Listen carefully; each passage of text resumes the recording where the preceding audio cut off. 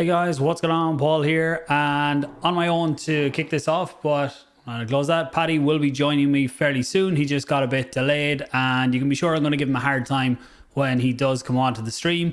But anyone coming in, we haven't done a live stream in 2 or 3 weeks because I was away on holidays, and then when I got back last week, we didn't get to do it. So good to be back. Anyone coming in, please do give the video a like.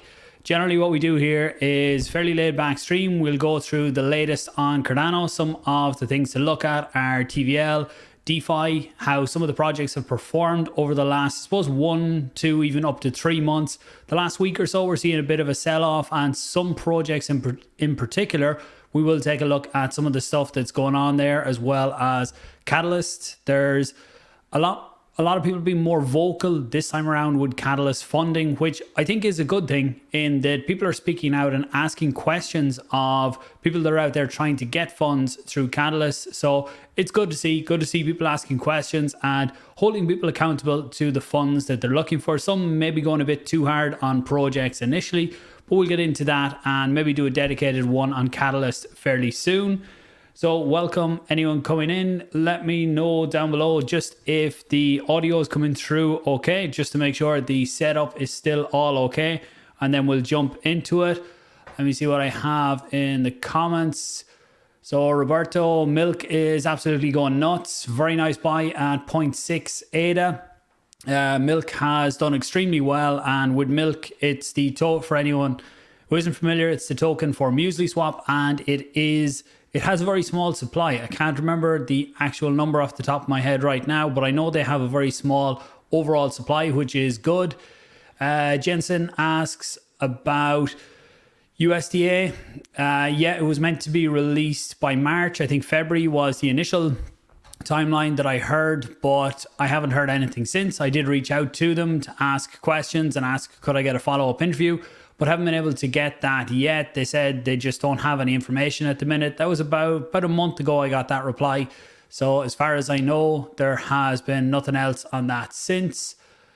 I need to BTC delay too. Yep, that's one of the things we'll probably get into when Paddy gets on here, about the few different projects that are all combined there, all run by, suspected of being run by one team member and a few other different parties involved with different projects, but haven't heard on an BTC when it'll launch. It was meant to go to mainnet a few days ago. They also scheduled to have the Cherry Lend testnet come out the same day, and the testnet didn't go down too well. The price came down by 60-70% of the Cherry token.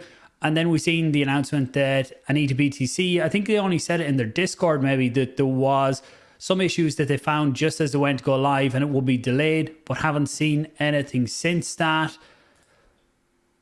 Then Meld, so Meld took a lot from Cardano and then moved to Avalanche. Meld is another one that I'm not sure what exactly is going to be on Cardano now.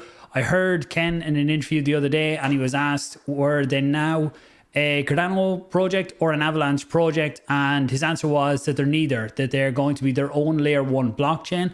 So I don't know what, if anything, will be launched on Cardano for them, but we'll just have to wait and see. I have tried to get Ken on. He has said twice he was going to book into my calendar, but haven't got that yet. As soon as I do, you can be sure I will announce it to see what questions people have. And I think that will be one of the biggest ones, is what is going to come out on Cardano now versus what's going to come out onto other chains, because that was the initial plan, was to have lending and borrowing, and the interaction with fiat is the big thing for me, and why I do like what Meld are going for. Obviously, I'd like to see it on Cardano, but I don't know what will be there now. If it is on another chain, I still will be interested in the actual product that they're trying to launch, because being able to use your ADA or your other crypto as collateral to get a fiat loan is something that could be really big going forward.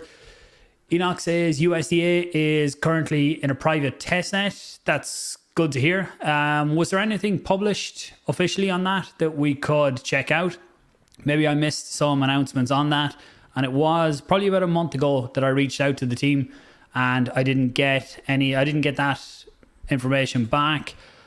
Have I looked into SNEC? I've kept a bit of an eye on SNEC. I've seen the energy drink that they have launched. So SNEC is probably the biggest meme coin on Cardano right now. Trying to, I think, get away a bit from just being a meme coin. I'm not sure what else they're doing outside of the energy drink. If they are doing something else, let me know if I have missed out on that. And I think that is the questions to catch up on so far. I guess the audio and everything is coming through okay. I didn't see any comments to say that it wasn't. So we'll jump into some of the initial stuff first, and then when Paddy comes back in, we can get his opinion on the different topics that we're going through. So let me bring up my screen. So I think you should be able to see here DeFi Llama. We generally start out with this on the live stream, and I did talk about this, what day? Monday. I put out a video looking at DeFi and the different projects that have went really well over the last while. So I won't go too deep into this. You can see in around the same numbers as Monday. I think it might have been around 169 million, maybe something like that on Monday. And in terms of ADA TVL, the price or the TVL in terms of ADA is still going up all the time. Small bit of a turn down today, but I think that's actually probably due to the price of some of the projects, some of the protocols going down in the last week, I'd say. And we'll see that when we get over to Tap Tools to take a look at that. MinSwap still the dominant force. Indigo starting to really move up in the ranks. Actually, I see Wi-Fi down to 17 million here. I thought that was 24 million or something like that a few days ago. So I'll have to look into that. We'll take a very quick look at it here and just see.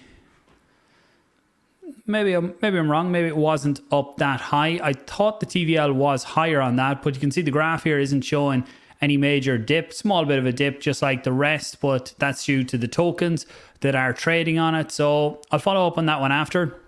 But even still, for something that is less than 2 months old, it is moving fairly well. Actually, I think the reason for 24 might be this. So no, even when I include the staking, it's up to about 22, which isn't bad. They have their vaults, so some of that would be included as staking rather than TVL locked into the actual protocol. And you have Liquid. Liquid has been doing very well over the last while.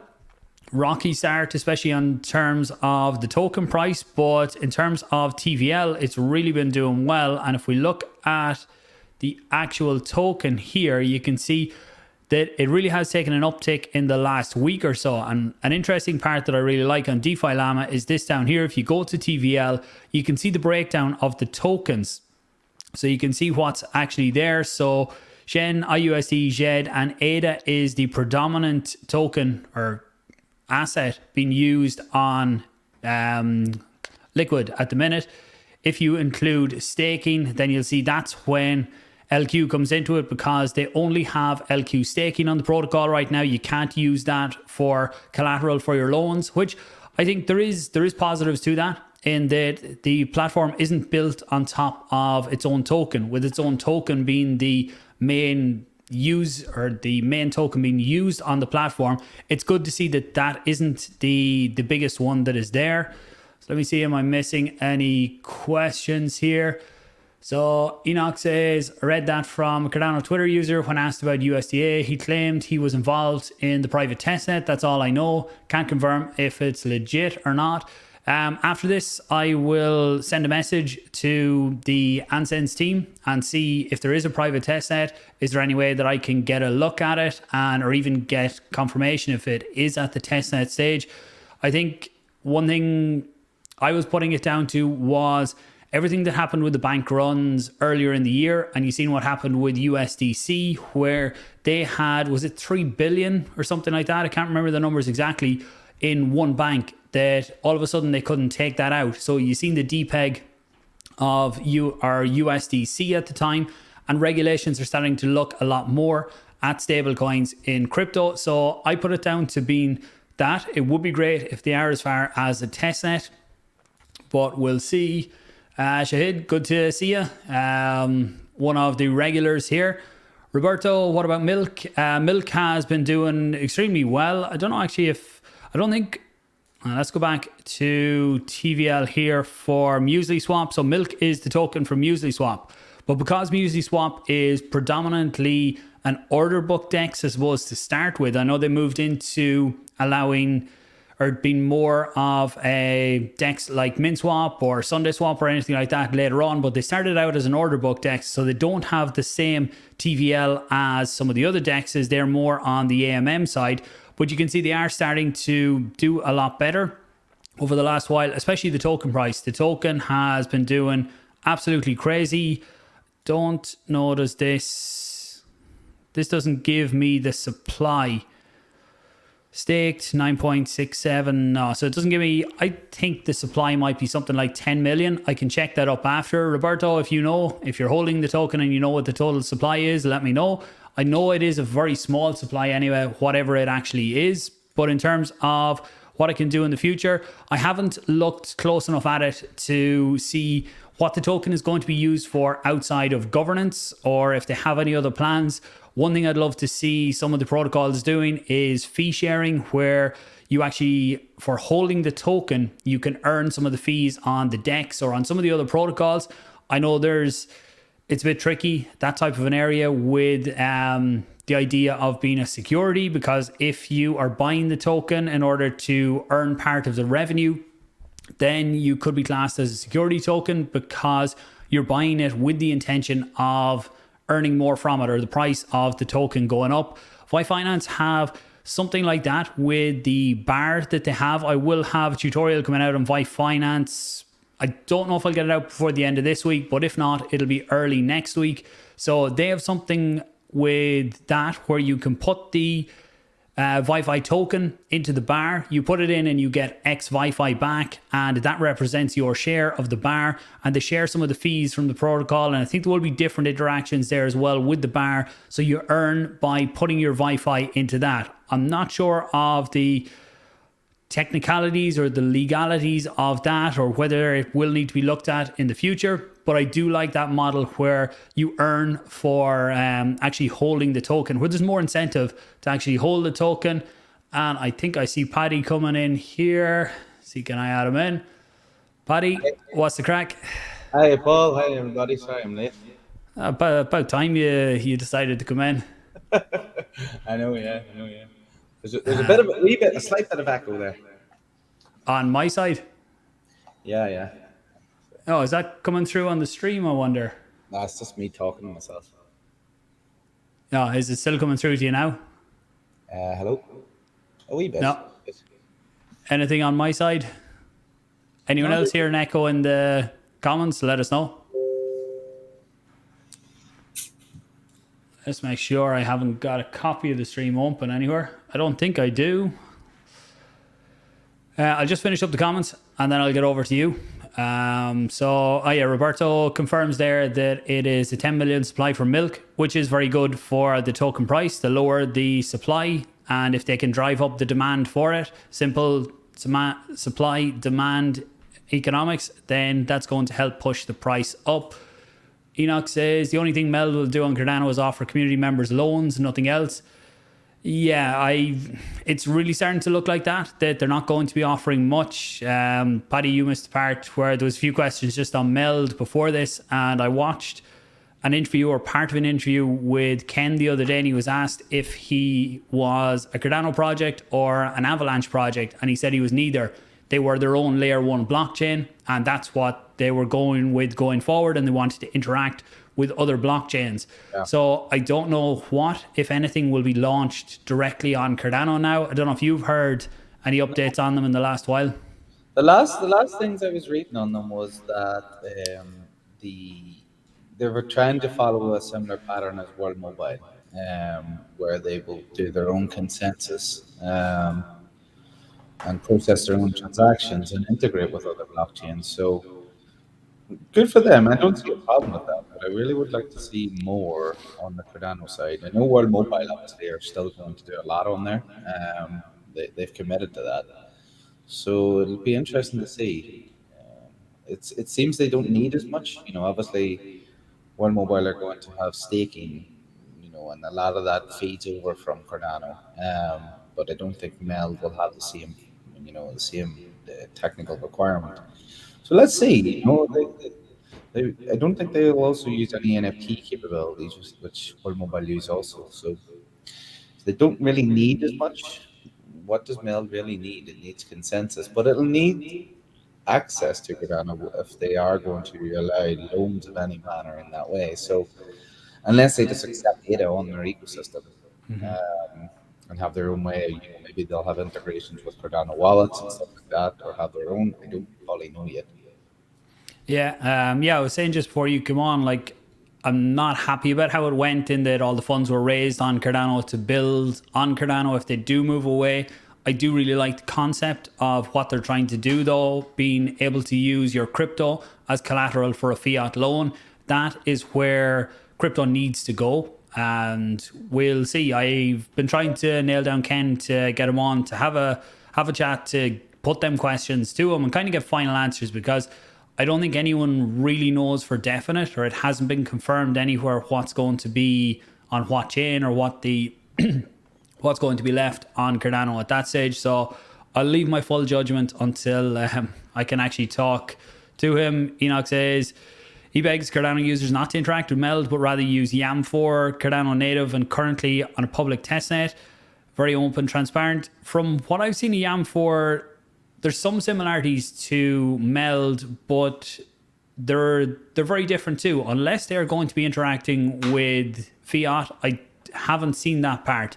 Maybe there is. I know the one similarity you might be thinking about is I suppose the smart loans or genius loans, is that what Meld used to call them, where you could take out a loan, put up your ADA or something, some staking token against it, and then the staking rewards would end up paying off your loan over a few years.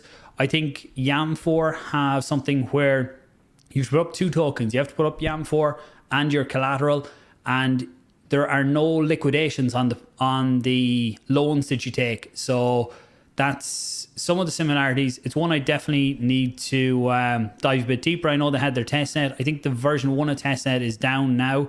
You know any of the comparisons, Paddy? YAM4, Meld? No, I actually don't know. I haven't looked into them much. I've shared a few other things, but I'm looking forward to them releasing more. Yep. So I think that was it on questions. Meld is on the right track. Multi-chain will give a lot of exposure. Yeah, look, going forward, or long-term crypto, multi-chain is the way to go. The people who aren't in crypto yet, the majority of them that will come in don't care about what chain they come in on. It's all about the UI and making it easy to use for them. When they learn more about blockchain, and there'll be different areas, I think there'll be different chains for different parts of what you can do on blockchain, and in the future that's the way it's going to be. But people coming in first, a lot of them won't care about which chain they're on. I sat down with book.io team yesterday, and we talked a lot about that and how they're approaching it, because they are allowing you to mint on multiple chains. That interview should come out by the end of this week too, so there is a section in that one on multi-chain. We'll go back to DeFi Llama. I kind of given some of my thoughts, Paddy. I'll let you give yours. Where's my screen gone? Okay, so you can see this here, can you? Yeah. We're looking good though, isn't it? It's definitely looking a lot better. Now that's in ADA.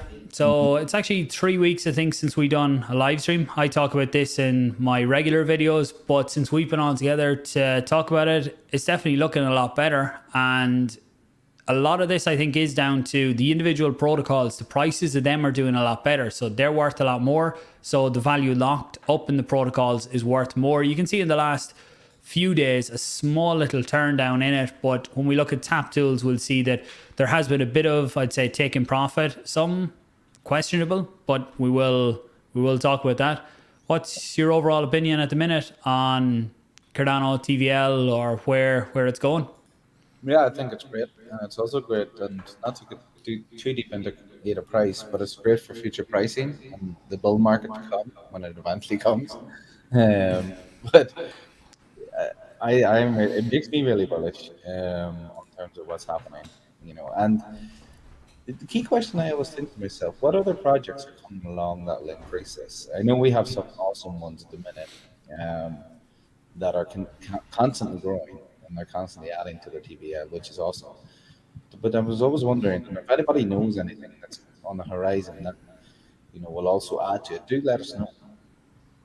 Yeah, always on the lookout for new projects, new up and coming projects to see what's out there.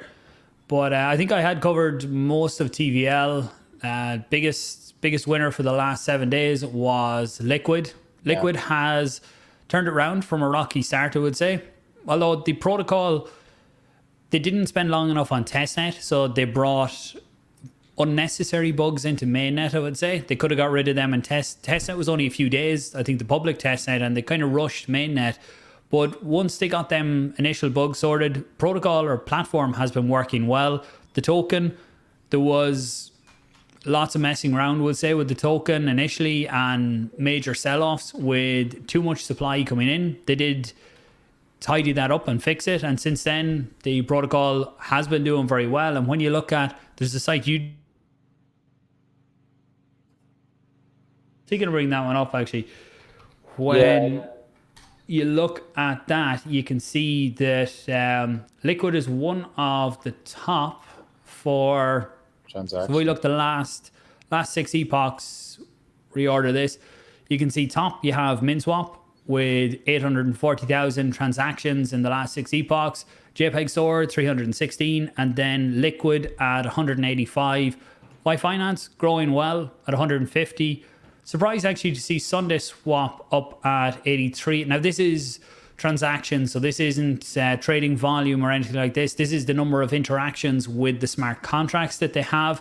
But even Wing Riders, for having lower TVL, you can see that there is still a decent bit of action going on. And Indigo, which is second in terms of TVL, is actually down here with 53k interactions. So there's other dynamics to look at, or other metrics to look at and judge how things are going when you start to look at things like this. How much is the protocol actually being used?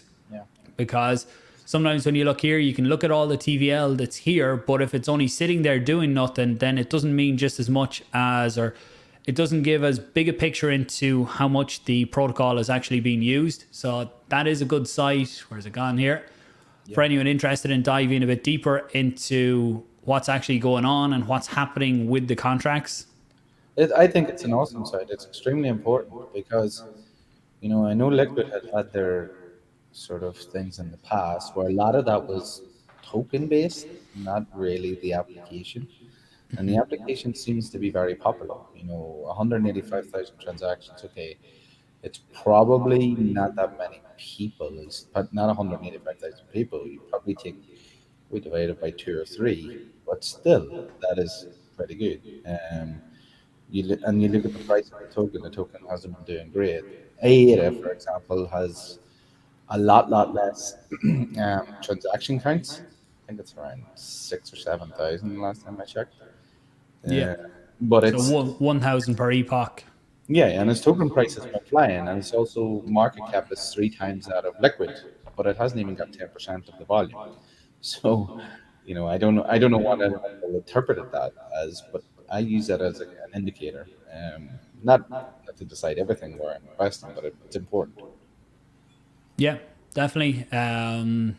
Lots of different ways to look at it, and when people are researching into the protocols they want to get involved in or think are going to be here long term, things like this are good to see that they are being used and battle tested. This one here, I might reach out to the guys who done the site. I'm not sure on Script's balance. Shows here Indigo with 124 million ADA and MinSwap 119 million ADA. So I'm not sure where these metrics come into it or how they compare back to TVL. Not sure. It does. One thing I would say from the transaction counts is that MinSwap is quite clearly, I would say, they've won the first DEX war. Quite clearly. I would say there's probably going to be another war on the horizon with new DEXs, new features, new technology. But if they keep going the way they're going, they will continue to be the number 1 DEX, and it's an amazing issue.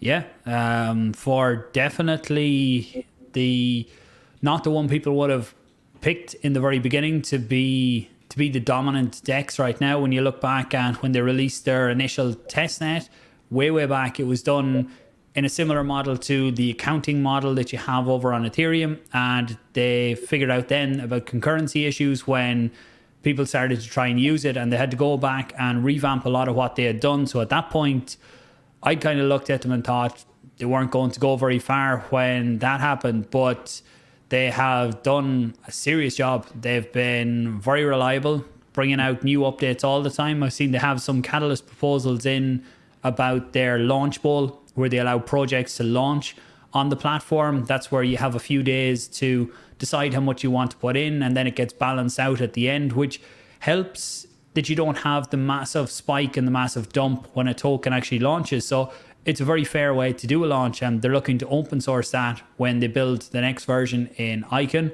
But maybe we'll do a show on Catalyst. We're going to have a quick talk about it in a few minutes, but it could be worth having a show to talk about Catalyst and what's good and what's maybe not. I don't like target or labeling things as a bad proposal or whatever way like that, but it could be good to highlight some of the ones that we feel are worth maybe getting a vote, or that could be good for the overall ecosystem. But let's move into TapTools. So this has become the site that it's nearly the first site I go to every morning now to take a look at. It was Twitter for a long time, and it's still a balance between whether I go onto Twitter to see what's going on or go on to TapTools to take a look at first. But it's a great site, and it's great to get a very quick overview of the Cardano ecosystem in terms of token price anyway, which, look, lots of people are here for token price to see what they can do, what they should get involved in, and keep an eye on their own portfolio. If you look at over the last 30 days, then there's some tokens here have been doing some serious returns. IAG, IGON, over the last 30 days, just under 1,000%. That was up at 0.3 there yesterday or the day before yesterday maybe.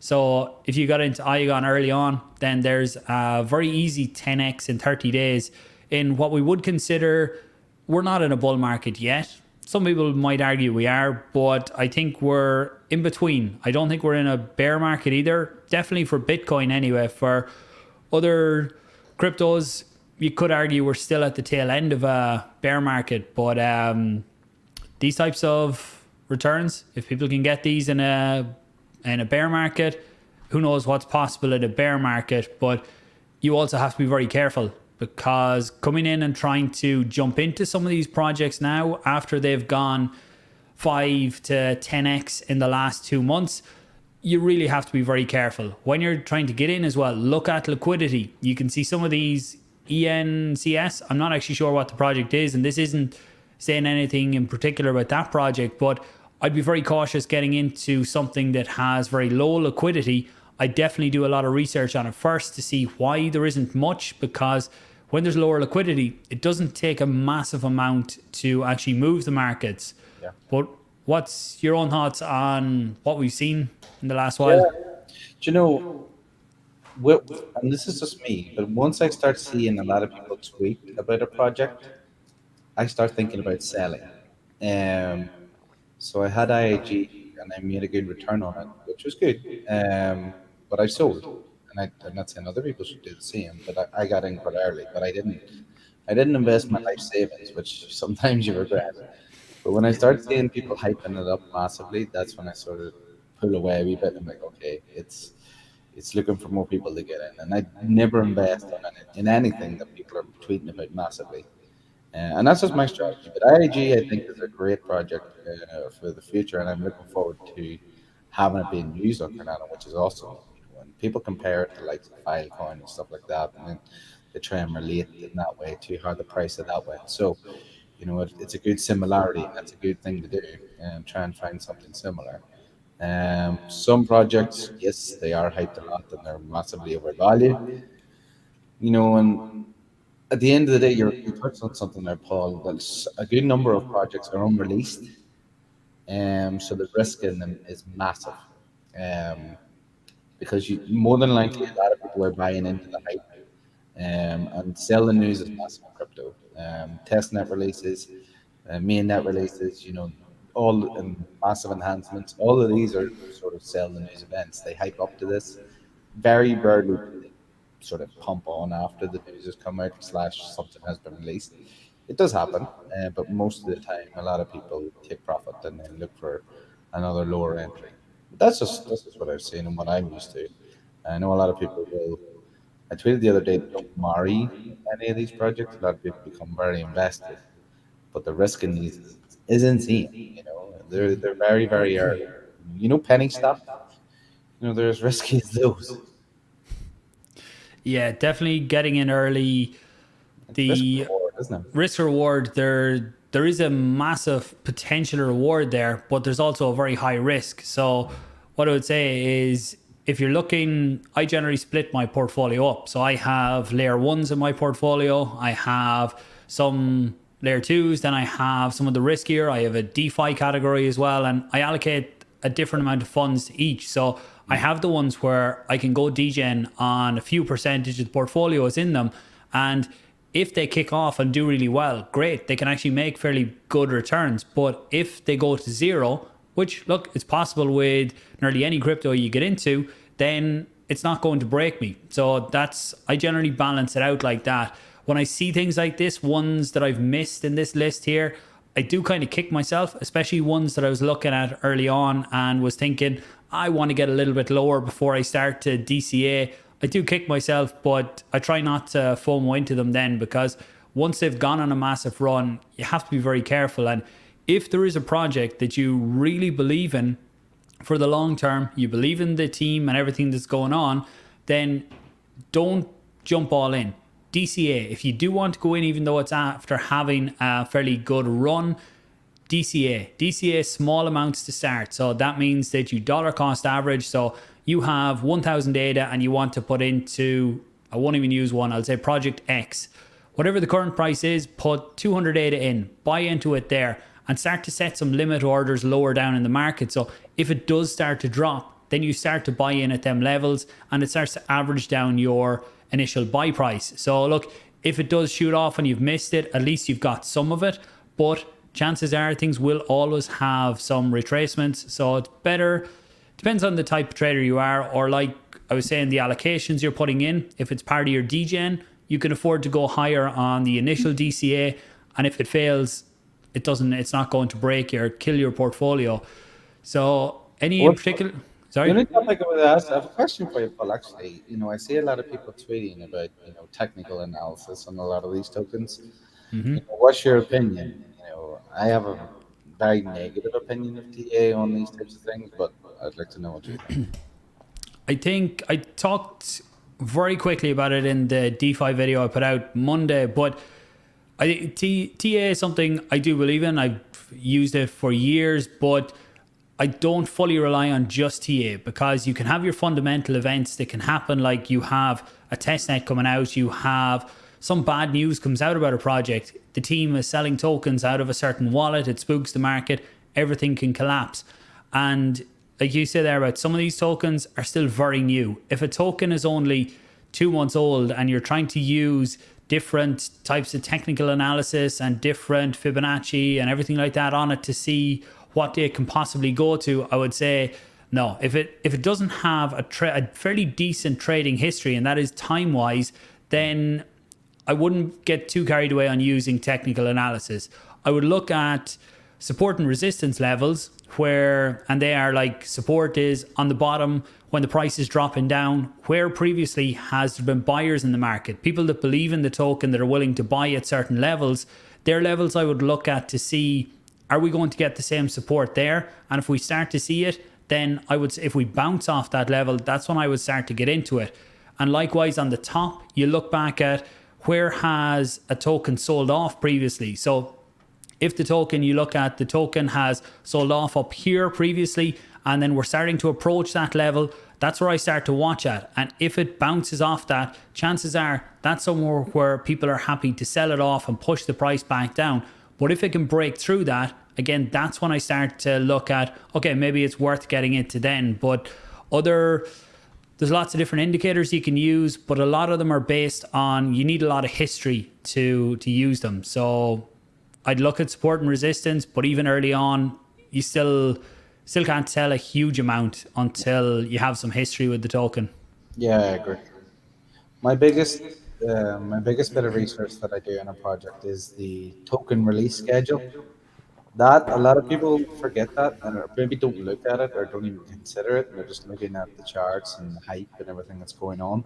But so many people get burnt from stuff like that because huge amount of tokens coming onto the market massively shifts the price. And so if you're looking at a project, which I do, is I go and check when's the dates and ask the questions, go to the discords and ask what's going on, get the schedules because those events, I've lost a lot of money in the past, not looking into that. Yeah, that's actually a very good point for people is when you're researching projects, make sure you're aware of what the vesting schedules are. And especially coming up to maybe 1 year after a project has been live, then sometimes there can be unlocks for team or development funds or even private sale investors that on 6, 12 months, 18 months, anniversaries like that, they can be fairly decent unlocks. And when they get them, if the price is way above where they bought in initially in private sales, then you're going to see some selling off in the market. So being aware of them is really worthwhile. And also being aware if tokens are locked up, because sometimes you'll see the allocations for projects and it's like we have 5% in this fund and 10% in this, but there's no actual vesting on it. Then that's a project I would probably avoid, because if the tokens aren't locked up in a vesting schedule, then that means that they can dump them at any time. A vesting schedule is where, say, month one, they get 1% of tokens released that they can do whatever they want. The rest are locked up for another month. And then maybe every 2 months or something like that, you get tokens unlocked. Or what a lot of projects have started to do now is daily unlocks. So rather than having, and I think it's a good approach, rather than having the 15th of every month, the investors from a sale get another percentage of their tokens, and then you know that every month on the 15th there's going to be a sell-off because people have got more tokens. Where with a daily unlock, it means that people who have invested early can go in at any time and claim whatever they have unlocked up to that point. So it means that there's no one particular day that there's a lot of selling. So that way it's a lot easier for the market to take the sell-off. And I'm probably going off in tangents there, but hopefully it helps someone. That's our non-financial advice for today. Oh yeah, definitely. All right, what else have we got here? Where am I gone? I'll bring you back. There we go. So I think that was it for covered tap tools. What else did we have to get? I have some random links here. I'm not even sure what I've opened now. Let's see what I have. So this was one of the Cherry Lend links. We want to get into this story. Yeah, it is an interesting one, and it's a good one for investing and sort of choosing projects. I don't generally care about the project; it's not something I'm invested in. But the whole idea of what's happened is what I think is an important topic for people to understand and follow. Where I'm sure most people have seen it, and a lot of people are CHRY. Yeah, so don't get caught up in that one. It's that's yeah. CHRY. So stay away from that scammy one. I don't know if it's scammy or what, but it's not the one that we're talking about.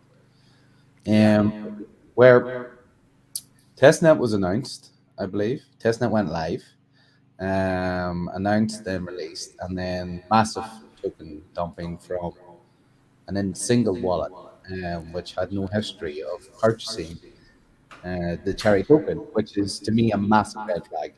And not to focus too much on them and the team. I have no real interest in them, but it sort of fits in what you said earlier about the vested schedule. Who got all these tokens? Where did they all come from? Where did they get them? They were given to someone or a team or a group of people, or they're all together in one. Who knows? The dump is insane. It's going to wreck a lot of people. And these are the types of things that you need to consider.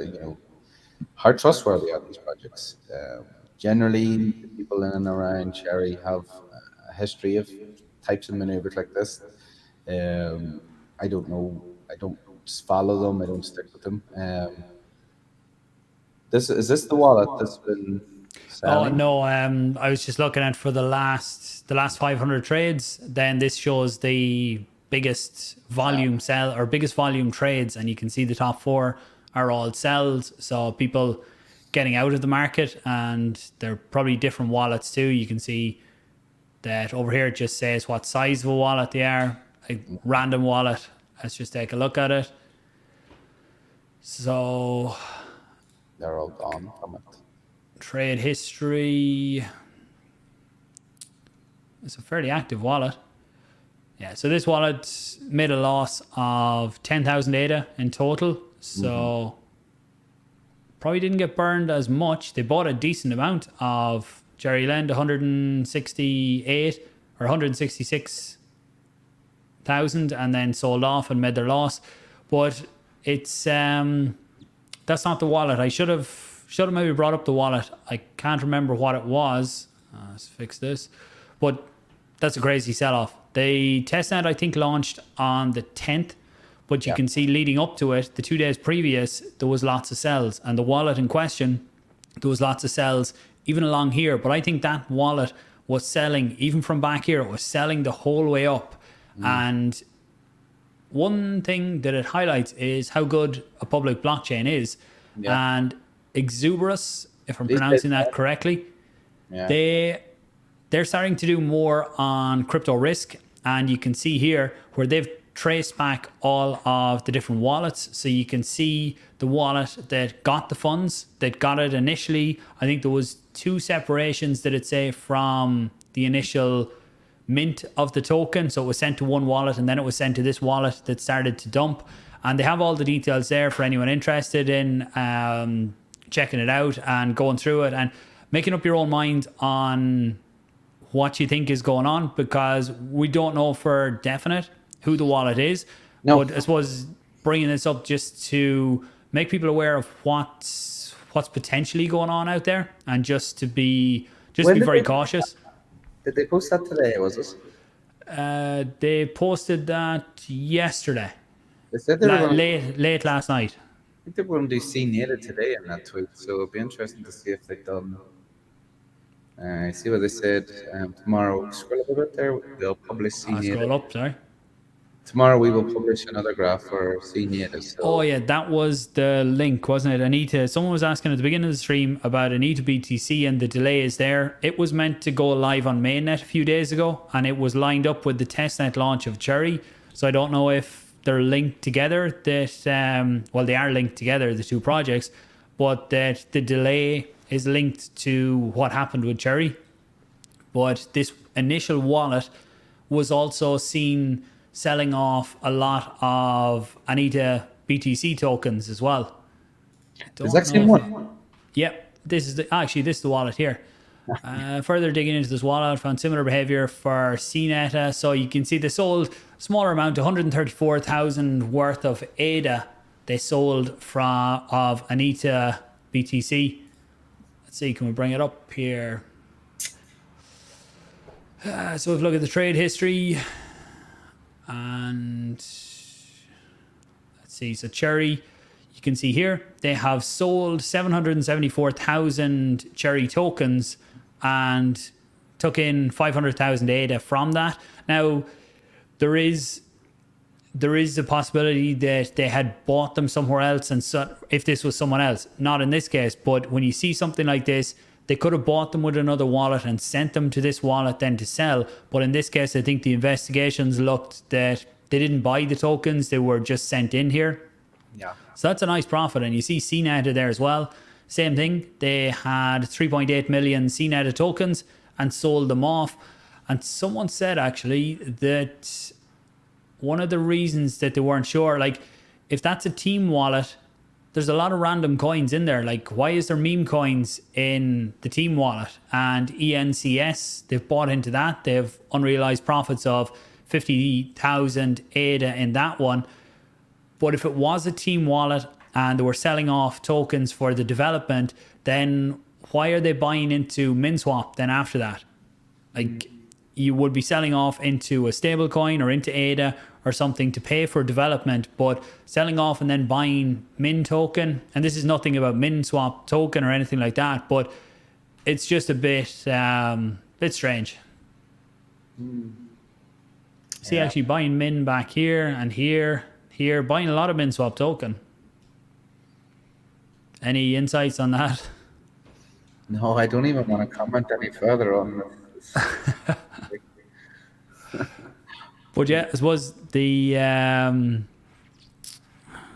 what's 500, 150 is it? What's 500,000 ADA these days? 100 and what's which 100 around $150,000. for the 500 ADA, is it? Yeah, 500K is it? Yeah, roughly. Yeah, so it's about, we say 0.3 is the easiest Yeah. way to sum it up. But C Bart says paid influencer. I presume you mean that could have been someone that was paid to sell off the tokens. That's a lot of tokens to be paid to if it was an influencer. I think there has been links back to the team, but I can't say that officially. Waiting on more research. I would say guys like this here, Exuberus, are very good to follow, and the blue is one of the ones that highlighted it first. Someone else maybe to check out and see what else they come up with after that. So we don't really know where it came from. Proxies NFT, how's it going? And Enoch, I think I missed this one. Can't believe MinSwap is asking for funds for their V2. It's not V2 of the protocol now. I think it was V2 of the LBE, and they were going to open source it. I haven't looked into it. I've only seen the headlines, so I'll look into it. I don't even know how much they're asking for or anything. You look at that, Paddy? Did you? Or? No. Yeah, we're gonna Right. I started spending time on the Fontaine today, so I'll go through some of that next week. Yeah, we could probably do something on Catalyst Fontaine and see what we can find out. Just trying to see on another screen here.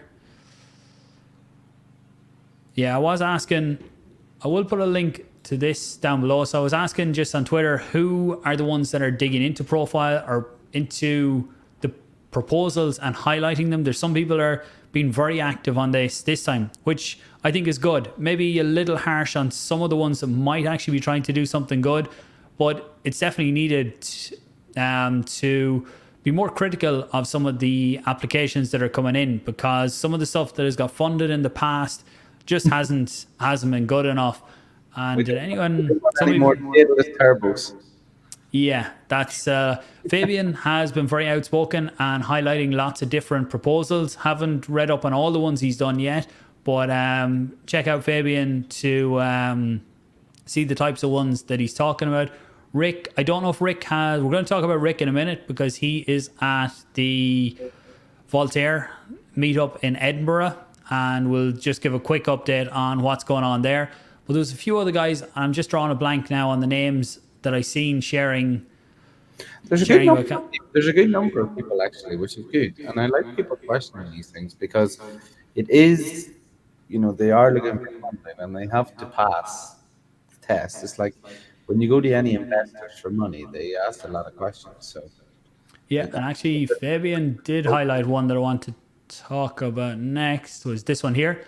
So Reflect, which is, there was a lot of uproar about this one today. They had applied for, was it 5? I don't know if he shows the total here. There was, so he's saying there 6 million ADA. I think it was 5 point something million ADA they were looking for all the proposals that they had put in.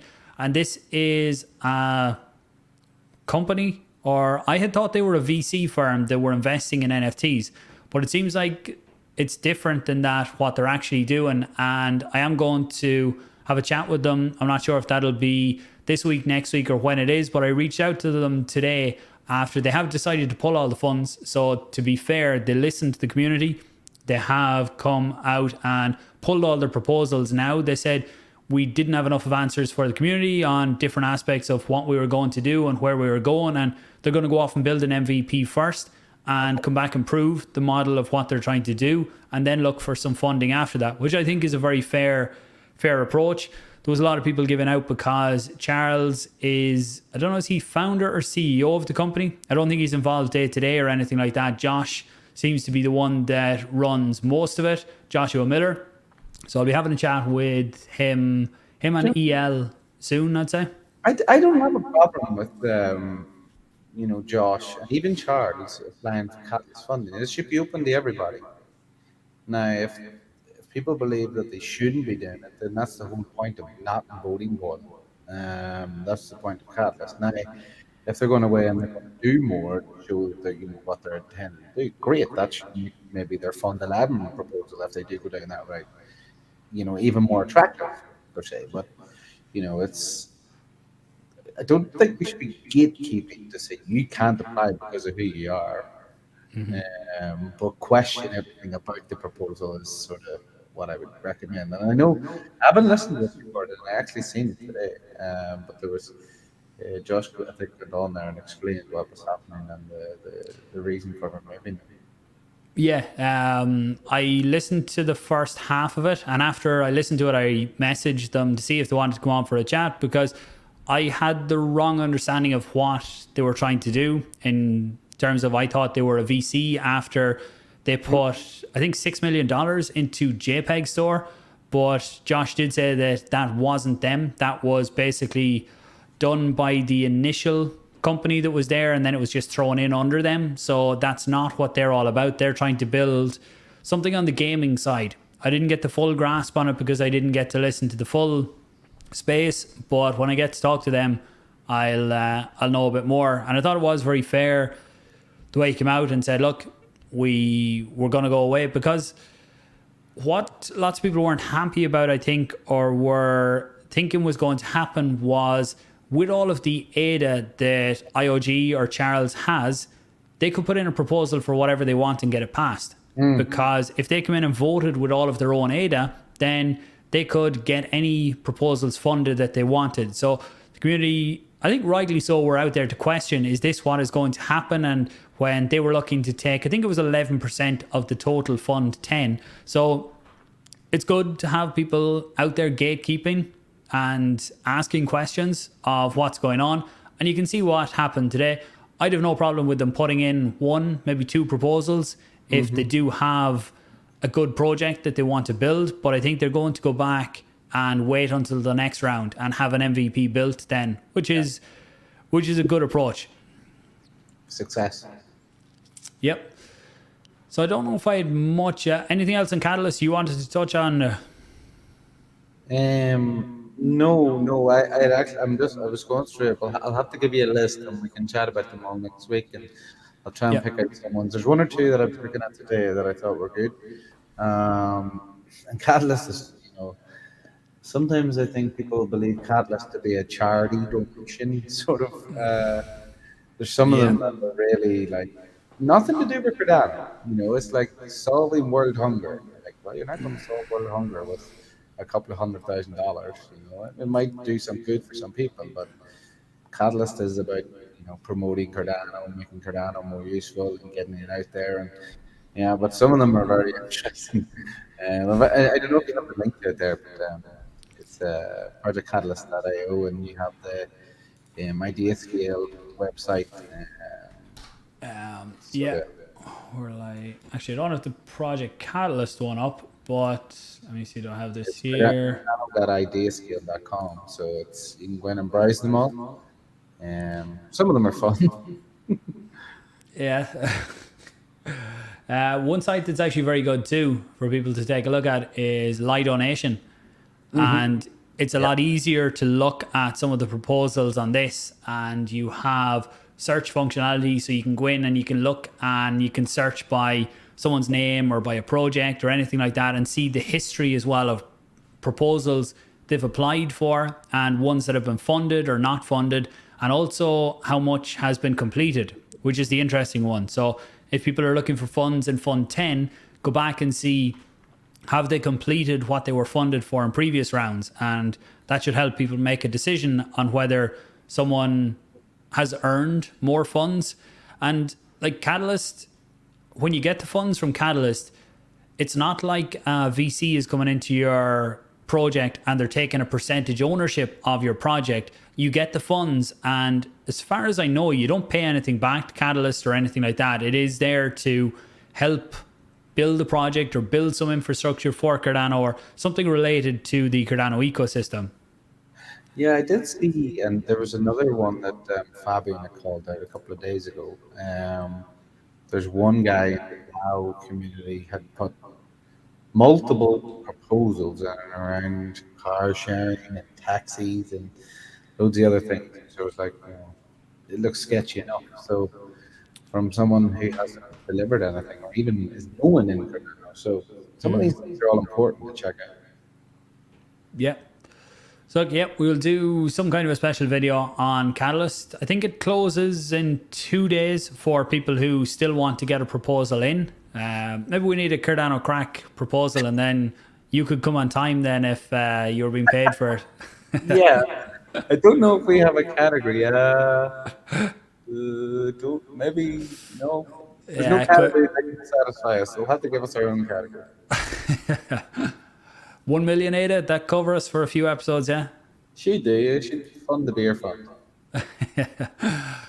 So Rick is there's a SIP 1694 workshop going on in Edinburgh at the minute. There's a lot of very familiar faces from the Cardano ecosystem over there. Seen Charles, Rick is there, Pi from Sunday Swap, and lots of other ones that you'll be familiar with.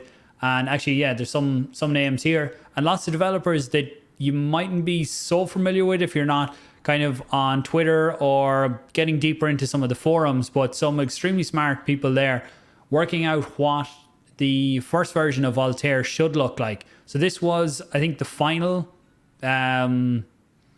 meeting after there was different ones around the world. There was one in, where did they have one? Did they have one in Colorado a few months ago too, and that kicked it off, and then there was a few around the world. But Rick said here the testnet likely to be up in October 2023. So this would be the initial Voltaire test for Cardano. So I'm looking forward to seeing that and see what shape it takes for the first version. And there's different people have different opinions on what should be in it or what shouldn't. So maybe there will be some final parameters for the initial version coming out of this week anyway. Yeah. Yeah, I'm looking So forward to seeing what they get through this week. And I think a lot of people sort of underestimate Voltaire coming out. It's going to be probably one of the most important things to happen in Cardano. I know where we're at on the technical enhancements, but decentralized governance is going to be huge. yeah, and actually it's been a while since we had Rick on one of these episodes. So after everything that goes on this week, I'll drop him a message and see if in the next week or two he'd be up for coming on for a chat and kind of take us through it, because he's probably one of the ones that knows most about it right now, especially after being in Edinburgh this week. Yeah. It looks, I had jealous streak today looking through at everybody partying, enjoying themselves. Oh, damn, I should have went. Yeah, it was the same, because they're sharing a lot of different things, both from what's going on in the office like this, and then evening time too. There's other people there that are sharing kind of what's going on and meeting lots of different really good people from the ecosystem. That's what I really loved about the summit last year, was being able to meet so many people that you just kind of see them on Twitter or see that people are real and get to have proper conversations with them. But I think that's the main topics that I had for today. Coming up on the hour now. If anyone has questions, fire them in down below. We'll try and go through them just before we close it off. We'll give it another 5 minutes, or if there's anything else, Paddy, you want to bring up? Nothing. There's a lot going on, but things are a bit quite quiet for me at the minute. Yeah. Do you remember ADA being a stable coin? Remember when we were in around $1 and people were like, oh, $1, why can't it go up higher? I'd take $1 right now. $1.20 for a long time, and then it had support there, and then sort of gave way. Which, I think I seen a tweet from Benjamin Cohen there yesterday where he was comparing the amount of data per BTC, and it didn't look good for the last 2 years. But if you go back to like 2020 until now, it is long term.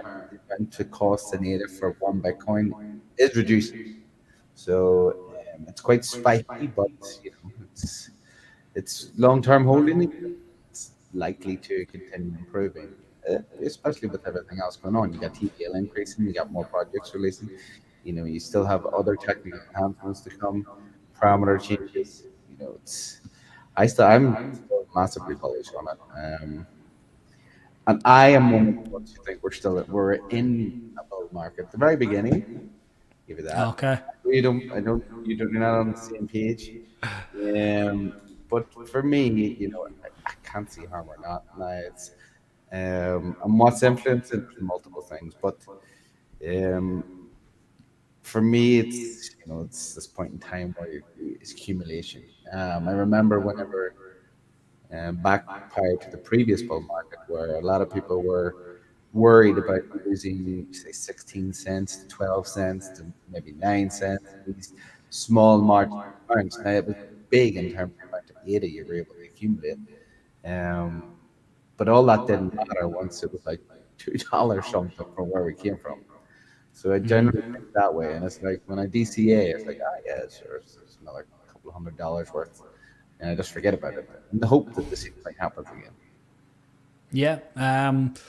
I think Bitcoin is at the start of a bull market. I don't know if the rest of the market is there just yet. We'll have to disagree on that one. But in terms of Ben and what he puts out, lots of people don't like him because he doesn't have a great view on altcoins right now. But he does say that they will hit a bottom and they will outperform Bitcoin at some point. And when you look at what has happened previously, he's talking about that ADA against Bitcoin, and not just ADA, lots of other coins like it, still a further to fall against Bitcoin. And as much as I don't want to agree with it, I do see it happening. I do see generally what happens, especially when you look at the ETFs that are potentially coming in for, we'll say are coming in. Some of them has to be approved fairly soon.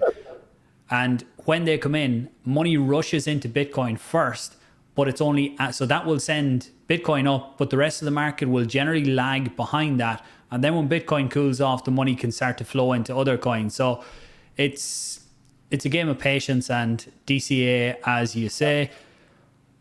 Bart says there, follow the discussion on 1 vote per coin or 1 vote per person. Curious on your opinion. Do you want to go first or second? Per coin. Yeah.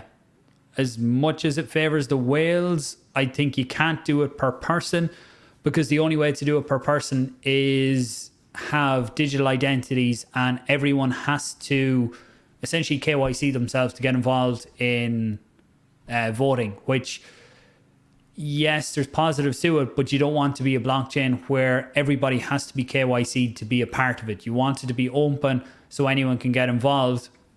And unfortunately, there's no other way to do that except 1 vote per coin. So it means that, but generally what that means is that if you hold more ADA, you're more invested both in money and in your time, and that you want to see the token or see the chain doing well. So you're generally going to vote in terms of what you believe will be good for the chain and good for the token price too. So I think per coin is the only way that I can see working now. And we have Roki late. Oh, we may start again. Roki, I can't believe you were late.